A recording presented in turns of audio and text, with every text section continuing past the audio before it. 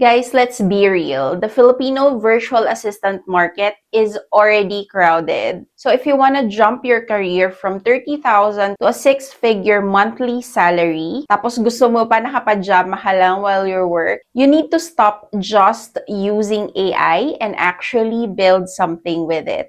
So today, we're gonna dive into one of the hottest remote job here in the Philippines, which is yung AI automation and integration specialist.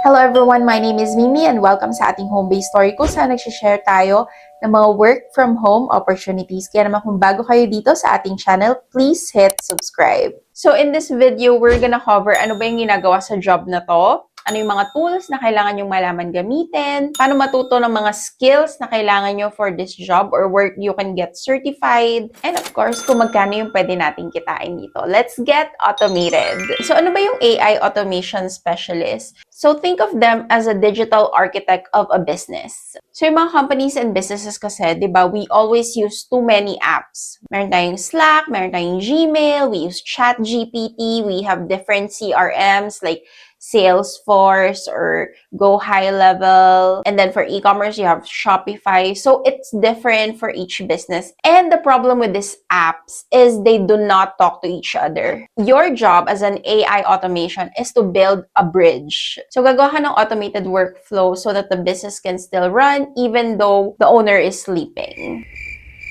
So, hindi ka lang basta encoder, ikaw yung nag-i-eliminate ng need for manual coding. Ayan, so bigyan ko kayo guys ng example nito. The AI guy in one of our companies created a system where you can just enter a video script and it's gonna turn into an article or website article that we can just copy and paste onto the website.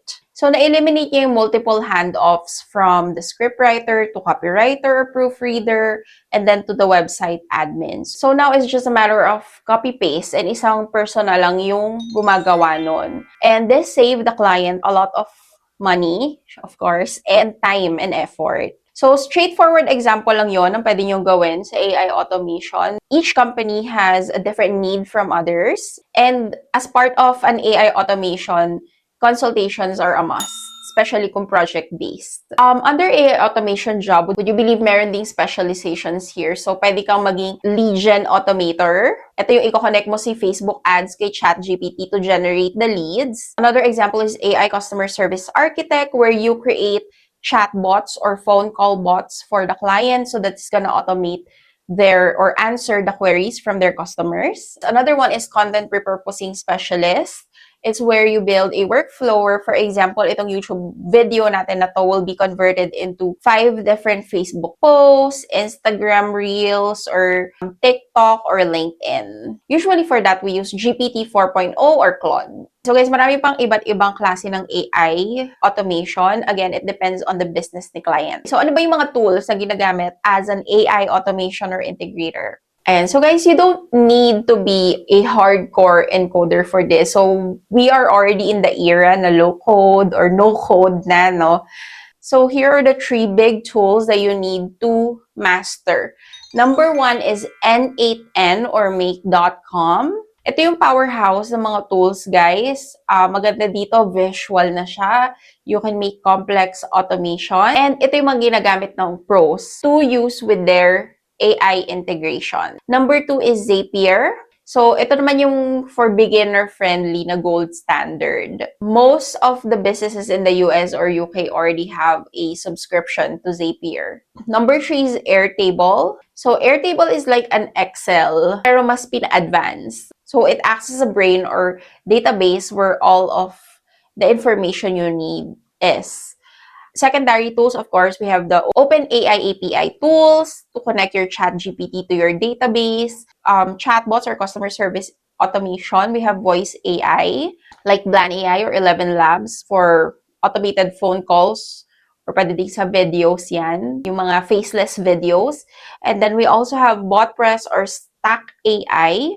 Ito naman is for building advanced chatbots. So, hindi lang yan, guys. Marami pa ring AI na continuously nag-a-appear. So, you just have to be really on the lookout. Okay, so ano ba yung mga requirements or certifications if you want to be part of this niche? So, number 1, syempre, kailangan meron kang strong expertise in AI tools and automation platforms. Syempre, kailangan familiar ka na sa mga tools like ChatGPT, Claude, Notion, Perplexity, Zapier, Airtable, N8N, and many other AI automation tools.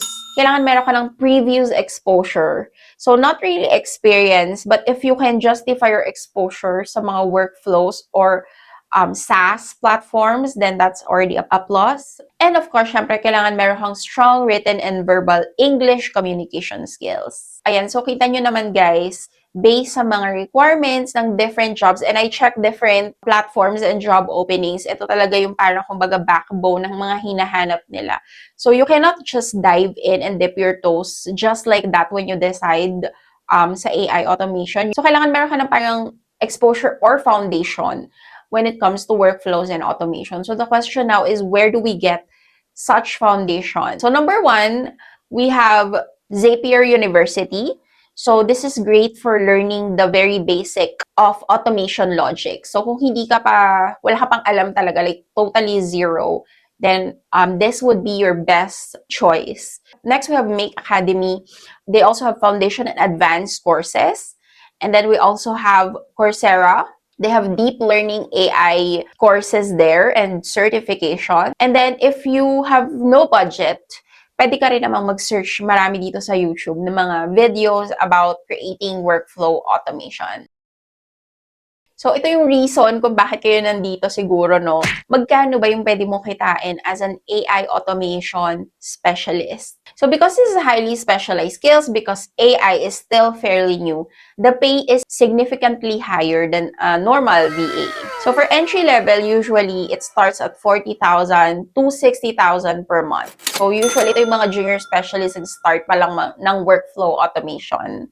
Now, if you're already mid-level and you already have some previous projects that you created for other clients or meron ka ng certain exposures or you were already part of a team, usually may mga 1 to 2 year experience. They're earning from 70,000 to around 110,000 per month.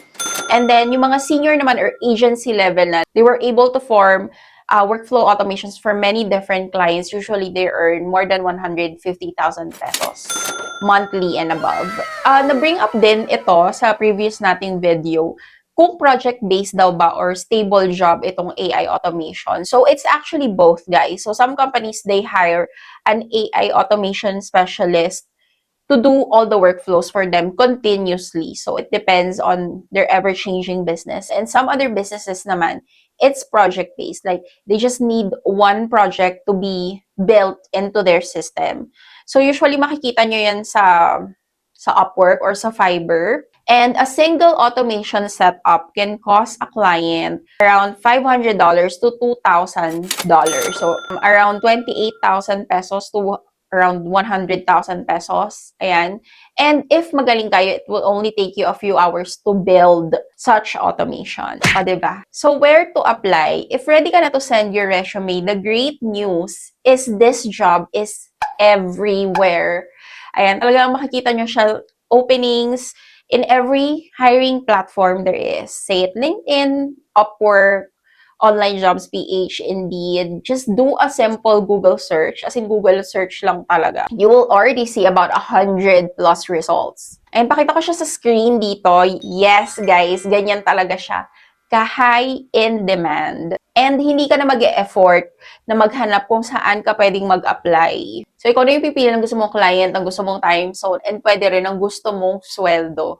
So, super exciting, no? So, the real question is, ready na ba kayo mag-upskill? Because while you're watching this video, a VA just got replaced by AI. So, do not be the casualty, be the builder, be the engineer. Kaya naman kung ready ka na, please hit subscribe para updated kayo sa ating mga upcoming AI content. Thank you for watching!